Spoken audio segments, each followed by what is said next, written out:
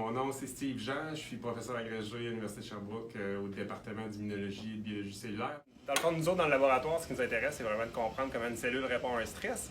Puis pour faire ça, pour répondre à ce genre de questions-là, qui est très, très général, on focus sur des événements super spécifiques dans la cellule.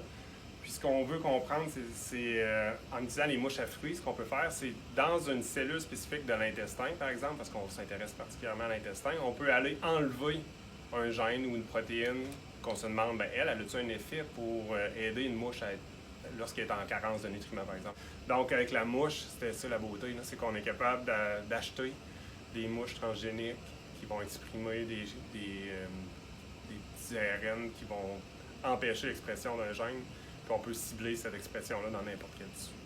Ce qui m'anime en science, je pense, c'est d'avoir une question de recherche, puis ensuite de ça, être capable de penser des expériences pour répondre à cette question-là, puis de faire ces expériences-là au final, puis ensuite de ça, de pouvoir voir les résultats. Là. Je pense que tu as un résultat qui montre que ton idée était bonne, c'est super stimulant, mais quand tu te rends compte que tu as quelque chose qui donne complètement l'opposé, c'est encore plus stimulant parce que ça te permet de creuser encore plus.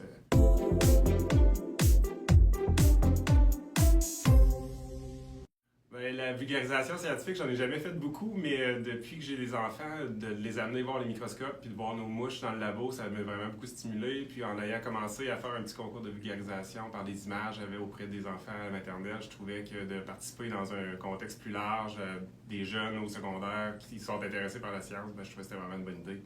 Donc d'avoir l'opportunité de le faire, je trouve que c'est ce qui m'a convaincu puis pourquoi je le fais maintenant.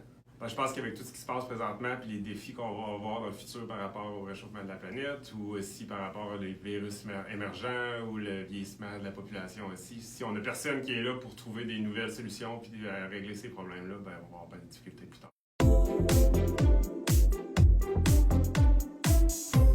La plateforme SOS Mentor, c'est une plateforme utilisée pour permettre aux exposants de se jumeler à un mentor puis permettre de cheminer un petit peu plus facilement au travers des questions qu'ils ont liées à leur projet.